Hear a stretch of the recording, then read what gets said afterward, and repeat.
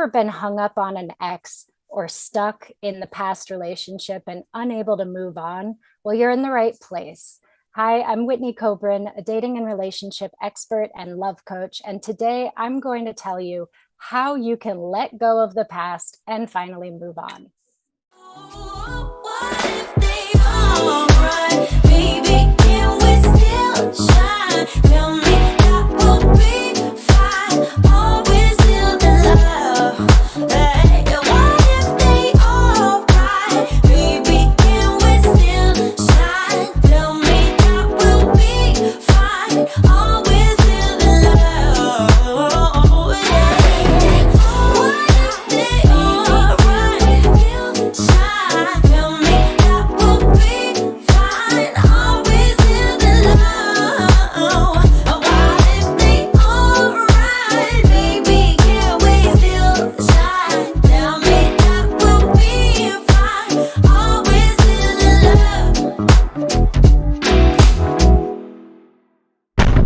Oh, what if they all right? Hello, Baby, welcome, can welcome we back. still So, shine? today we're Tell going to me. be talking about how to let go and move on. And this is so important. Let's think about what will happen if you don't let go. If you don't let go, you can't move on. Maybe there wasn't a happy ending from what happened in the past, but you're going to be stuck in that unhappy ending rather than being able to close that loop and be able to move on and start a new story that could have a happy ending. And we're going to look at today why it's so hard to move on and what you can do about it to actually be able to move on. So, the first thing that I want to talk about is why it's so hard.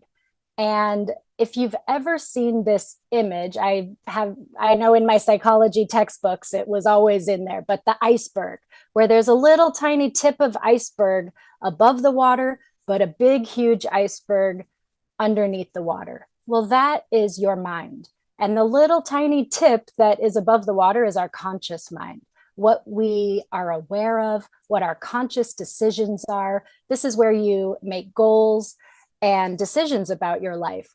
But your subconscious, the big part that's under the water, you may not be aware of, but that is leading your life. So anytime that you feel this internal conflict of, I want to let go, but I can't, or I want to achieve this goal, but I can't, you know that your subconscious and your conscious mind are duking it out. So there is a battle happening between what one wants and what the other one wants. And our subconscious mind is programmed to keep us safe.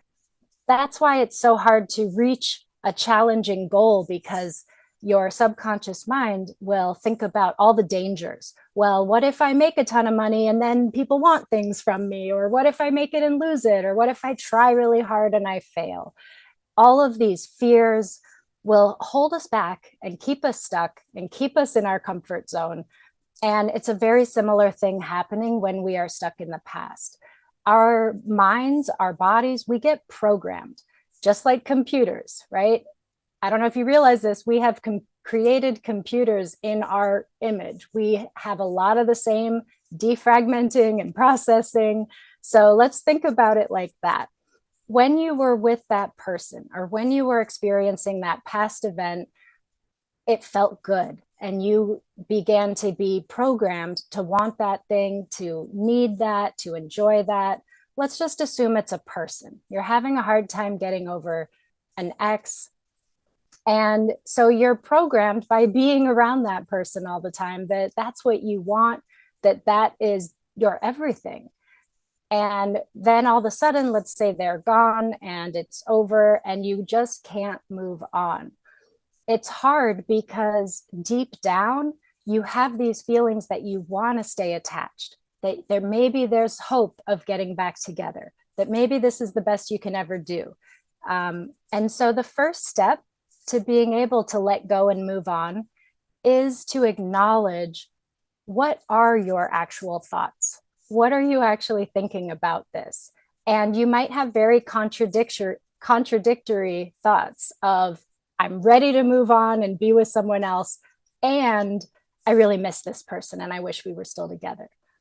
And just know that that's super normal to have these conflicting views. So, this is the first step. You want to ask yourself also, what is the payoff of still being stuck in this past? What am I getting from it? How am I feeling better, right? Justified. So this might look like if I'm hung up on the past and I'm asking myself, what's the payoff? Maybe if you have kids, you really are trying to be with that person still because there's kids involved and you really want them to have the family.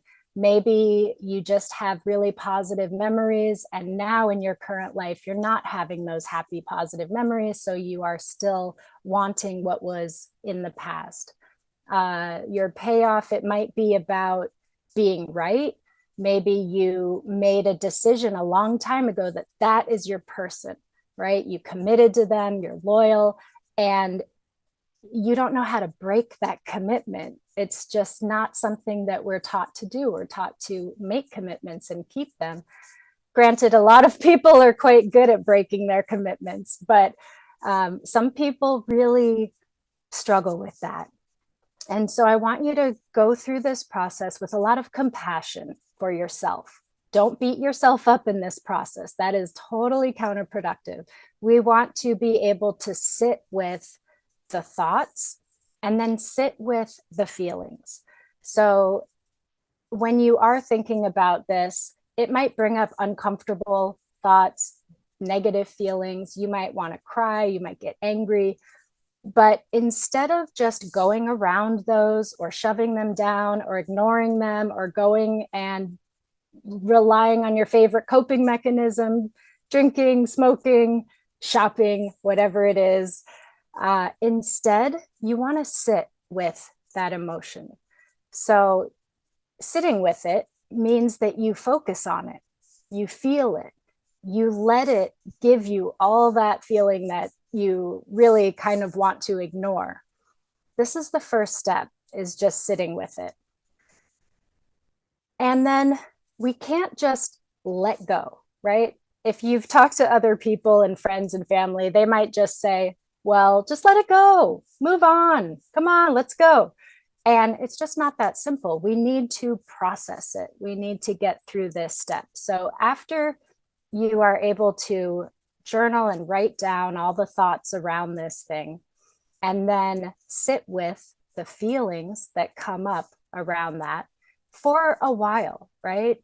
Maybe for some people in 5 minutes, they'll feel like they've been able to feel those feelings and process it. For other people, they could sit for an hour and maybe need some more time. It's a lot like meditation. I would recommend, if you have a hard time with silent meditation, to have some music, maybe even add some movement to this practice of just sitting with the emotion. And then you want to think about, of all those thoughts that came up, which ones are you ready to let go of? So this is where we connect the thoughts from the unconscious, subconscious mind to your conscious mind. In your conscious mind, you decide, okay, I realize that I'm hanging on to this because I think that there's still hope of getting back together. But I realize there is no hope. It's not going to happen. So you need to first give yourself permission. Say, I am going to move on from this. I am going to let go of this.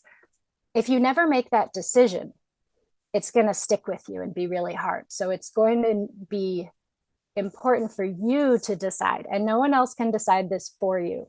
And you can only do it when you're ready to do it. But it's a huge step to decide, I'm going to let go of this belief or this thought or this tie that is tying me to this person. And then you want to visualize letting it go. So thank it, because there's been some sort of payoff, right? It's given you hope, it's given you good feelings. Acknowledge that it was there for you, but you no longer need it. And visualize sending it away. Maybe you put it in a hot air balloon and watch it float away. Maybe you drop it into the middle of the ocean, like in Titanic. Maybe you light it on fire, send it in the mail, whatever it is. Really visualize as clearly as you can saying goodbye to that belief.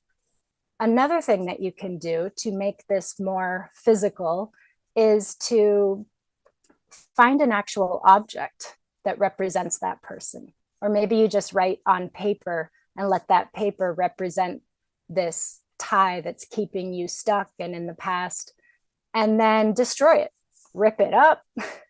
If you could safely, in a safe place, light it on fire, let it go.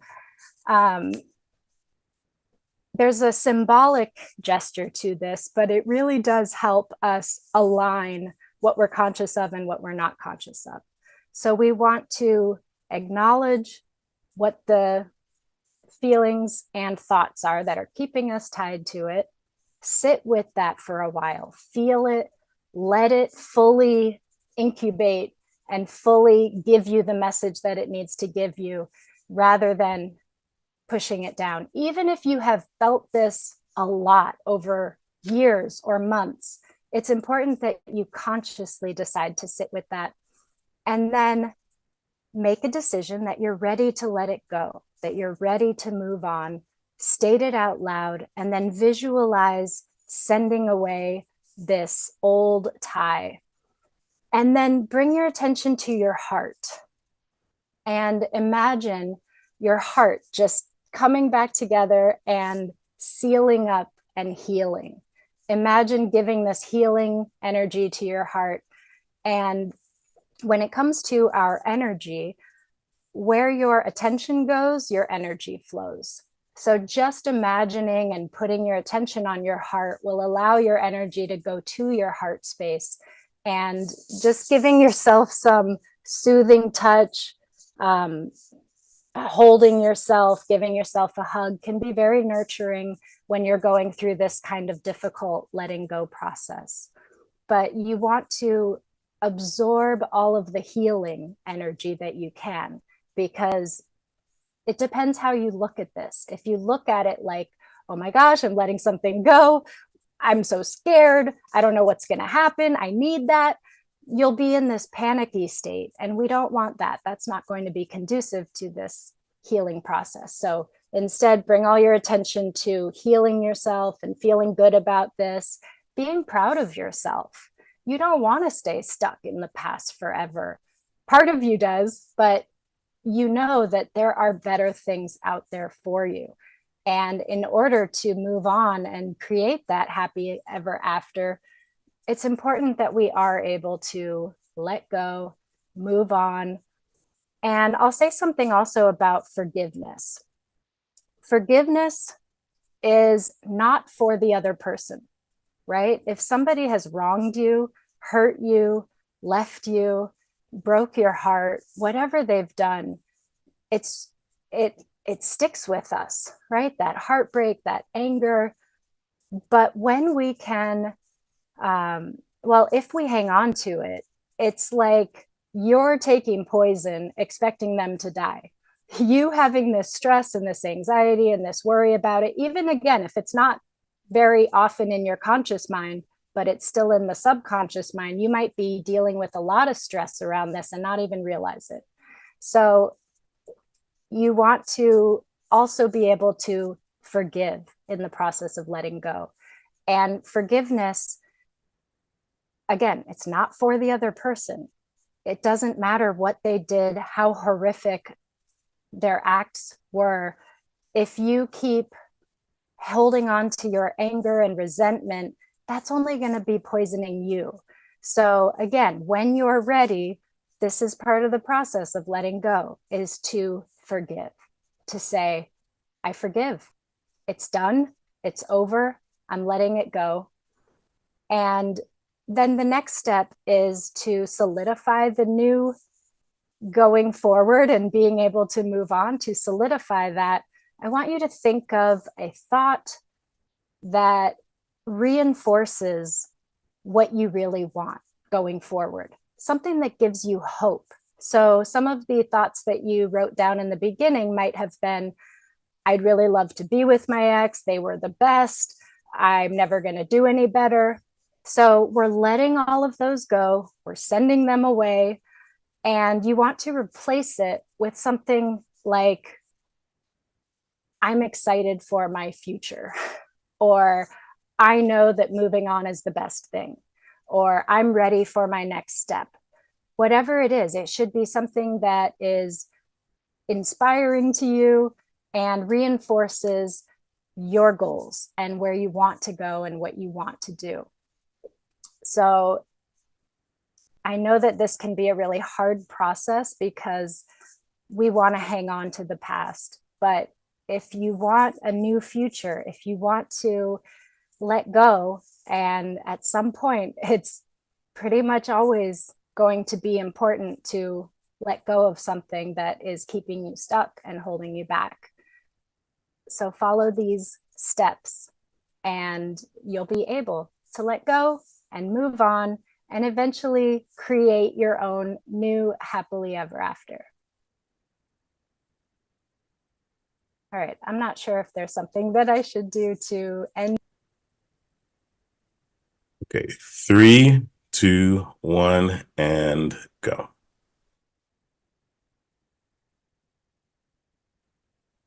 If you enjoyed the program today and got some benefit out of it, I would love to hear from you. You could reach me at my website, whitneykobrin.com. That's WHITNEYKOBRIN.com. And for ladies who are looking to improve their love life, their self-love, their dating, their relationship, I invite you to download my app. It's called Love Coach in My Pocket, and you can find it on Apple and you could find it on the iTunes Store and Google Play Store.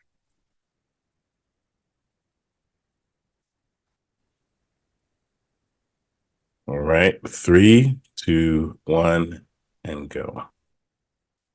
If you enjoyed this program and if you got something beneficial from it, I encourage you to follow the program and also reach out to me through my website, whitneykobrin.com. That's WHITNEYKOBRIN.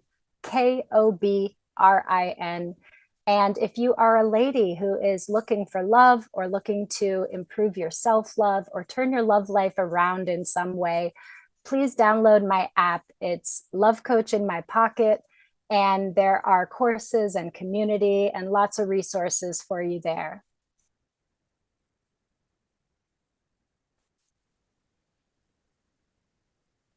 Three, 2, 1, go. Hi, are you single right now? And do you feel like people around you act like that's a disability?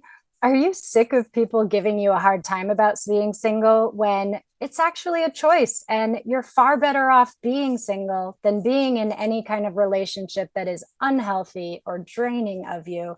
So that's what I want to talk to you today about, is the joys and unexpected delights of being single. I'm Whitney Kobrin, dating and relationship expert and love coach for women. And I hope you enjoy the program today.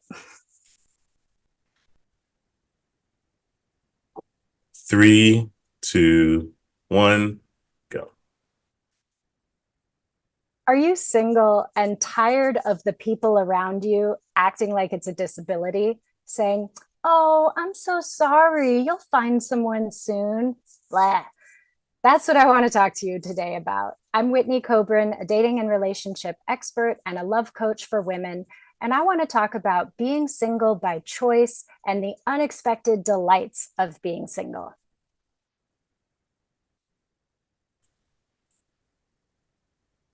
Three, 2, 1, and go. Hello, I'm Whitney Kobrin. Thank you for being here today. And I'm a love coach. I worked as a matchmaker. I work with a matchmaking company. I am all about love, and I love love, and I love helping people find happy, healthy, amazing, lasting relationships, reinvigorate their relationships. But I want to talk about the opposite of that today and talk about being single, because I've talked to a lot of single people over these years doing what I do. And not one of them enjoys other people feeling pity on them or acting like something is wrong with them, or, oh, honey, you're just being too picky. Just settle for someone. Or, telling you that maybe you're trying too hard and you just need to relax and let it happen. I will tell you that your perfect partner is never going to just show up in your living room when you're Netflix and chilling by yourself. No, it doesn't just happen for everyone. It does take some effort. It does take some work, and I bet you've tried the dating apps and websites. You've gone on blind dates. You've worked on yourself and read all the self-help books. Maybe you've gone to therapy or counseling. And if you're still single, I just want to say there's nothing wrong with you, like, at all. Being single is not a bad thing. So I want to talk about some of the unexpected delights and good things.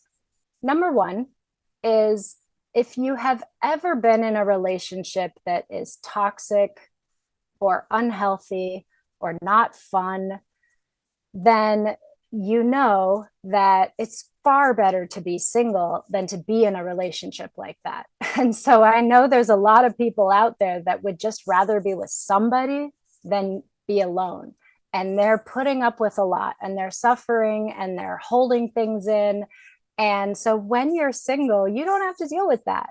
You don't have to deal with that toxic energy. You are free to make your own decisions. And if you are single and just taking a break, right? Because there's different ways of being single. One is maybe you're single, but you are actually seeing people and dating people. You're just not in a relationship yet. And that could be really fun. I love that phase. And I know it gets a bad rep because dating is complicated these days. And there are catfishers and ghosters and the guy on the oil rig that says that he needs money for his son, and these scammers. And yeah, I've seen it all. I know that it's not fun, and people can really burn out on that. So if you are somebody that's been single and you've tried dating and you put it all out there and it just got overwhelming and tiresome and felt like you were spinning your wheels, swiping and texting, and nothing's really leading anywhere, you are not alone. I feel you, I see you, and this is happening a lot nowadays. And so when that happens, it's not a good approach to just power through it and just keep grinding, right? I think we're all kind of waking up to this concept that hustle culture and pushing ourselves no matter what can really harm our well-being and even our physical health. So we need to be in balance. So that means maybe you let up off of the dating apps and take a break and, use that time for yourself, whether that means starting a new workout routine or starting a social activity, right? There are so many options. And just because somebody's single, it doesn't mean that they're lonely. And it certainly doesn't mean that they have to be lonely. You have friends and family, most likely. If not, there are so many ways now to meet new friends, to just find things online, find events through Facebook events or Meetup or Eventbrite, and go out and meet some people and hang out with people. And you don't have to feel lonely being single.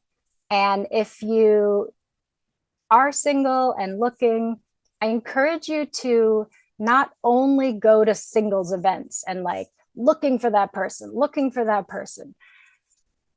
Be open to making friends. I know when I met my late husband, it was because I had made some new friends on Meetup. And then I started hanging out with them. And then they invited me to their friend's party. And then I met more people there. And it just kind of happened as this chain of events. And so when you're too focused on one singular outcome, like I'm going to this speed dating event and I want to find my partner, then if that doesn't work out, you could end up really disappointed. So we want to take the pressure off, keep it kind of casual, allow yourself to be relaxed and be yourself, be authentic, be true to yourself and how you're feeling, and enjoy it. Enjoy yourself. It's like when someone really wants a baby, it's worth enjoying the time before the baby, because that's going to change a lot when all of a sudden you don't have time to yourself very often. So while you're single, I encourage you not to look at it as a bad thing and feel lonely, and definitely don't get lost in your head with, the downward spiral of, I must not be lovable, I must not be good enough, it's never going to happen for me.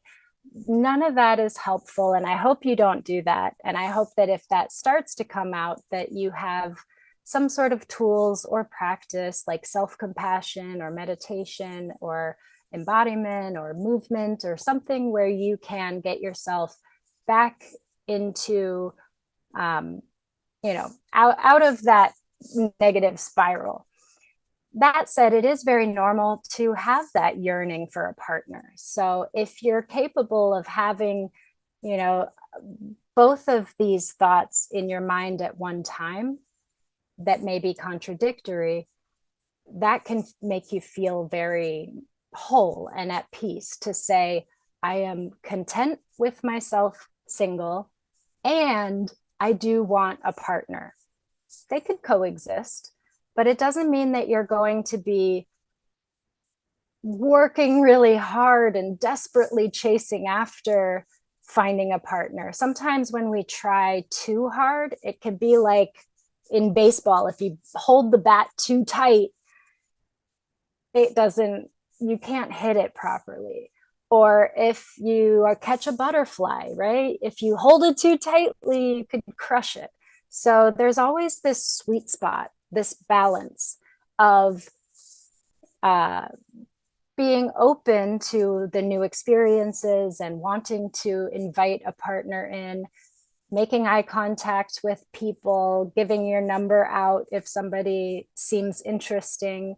We want to be able to do that and balance it out with not feeling like there's too much pressure and too much demand on that. And it's great when you can use that time to not just improve yourself, because I kind of I'm in the self-improvement field, but I have this belief that if we're always trying to be better, if we're trying to change who we are, then that could become a negative influence in our life also. So it's not just about, I'm going to work on myself and I'm going to become a better person so that I attract a better person. I mean, there is truth to that, yes. But really what it's about is you're not becoming something different. You're actually shedding all of the things that are holding you back so that you can truly be yourself and truly shine. And that, in my opinion, is the goal of self-improvement, is to really be your best self, to be your most authentic self, to be able to release and get past our fears that keep us playing small and stuck in our comfort zone and afraid to, go talk to the cute person over there in the corner of the room. We want to let go of the fear, the self-consciousness, the insecurities. When we let go of those things, that's how you become a better person. That's how you improve yourself, because you can just be more agile in your world, more dynamic, able to go with the flow and run with the punches. And when you are called to show up or to be your best self, that you're less shut down or less encumbered. That's a great thing that can come from being single. So pay attention to that and ask yourself, if you are single, are you going about it like, oh man, yeah, I'm single, kind of deflating, want? Or are you like, yeah, I'm single and I'm using this time to enjoy what I like and explore what I like and be my best self? And that is such a magical place to be. And it does help you to attract a partner who's going to be, on that level with you. Um, I know people that have gone to on so many first dates and so many singles events, and they're just not finding their person. And usually they're very anxious about it. So if I could give you one tip to improve your love life, to improve the way you feel single, to improve the chance that you'll find an amazing partner who loves you for you, is to work on being more at peace and more relaxed and letting go of this anxiety and worry and fear and insecurity. And I know that might sound like a tall order. If that's something that you feel stuck in, reach out, find a therapist or a coach. I mean, this is something that I work on with my clients, but there's a lot of different resources out there, and find what works for you. I know that meditation has amazing benefits that have been scientifically proven, and yet I know that meditation is not for everyone, but there are other options that you could do as well. So if you're not into meditation, maybe you do something with movement. I actually saw a YouTuber that tried standing on one foot for 5 minutes for a whole month.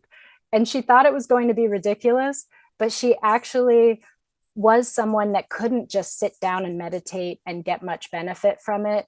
Overactive mind, was always getting in the way, just this antsiness in the body. But when she just tried standing on one foot for 5 minutes, it had all the benefits of what a meditation is. So keep trying new things, keep seeking answers. You really don't want to go into your love life, wherever you're at in that, with anxiety and worry and stress and fear. We want to be able to work through that. And communication really helps with that too. Maybe there is something that's weighing on you or something that is unknown, and that's why you're feeling anxious. So it helps to talk about it. It helps to be able to communicate with those around you, those that care about you, about what you need and how you feel. So this is a great tip that I give to people, even when they're dating and in relationships, that when we're dealing with conflict is actually an opportunity for intimacy. When we open up, when we're vulnerable, when we share with somebody how we're feeling and what we need, it actually creates more closeness. So there are tips and ways to do this, right? We don't have time to get into everything today. But really what I want to focus on is, if you are single, there's nothing wrong with you. And you hopefully know that already. And I encourage you to live it up and enjoy it. Do what's healthy for you. Do what's right for you. Go to therapy. Go to a counselor. There's group programs. There's all kinds of different options. There's information everywhere. Sometimes just getting the information isn't enough, right? How many times have you signed up for an online course or a free guide and then you don't even look at it? So that's why sometimes it is good to have a therapist or a coach that will actually meet with you and make sure that you're learning the things and practicing the things and implementing it into your life, right? Someone told me recently that no one hires a coach for information. They hire the coach for transformation. And I 100% agree with that. So if you are sick of people saying things like, well, maybe if you focused on your career less, then you'd have better luck. Or you're such a catch, it'll happen for you. Yeah, we don't want to hear that, right? We know it'll happen when it's time. So keep your chin up, enjoy yourself. And when you're ready to find that partner, I would love for you to reach out to me and I can help you. You can reach me at whitneycobran.com or download my app, which is Love Coach in My Pocket. Thanks, and see you guys next time.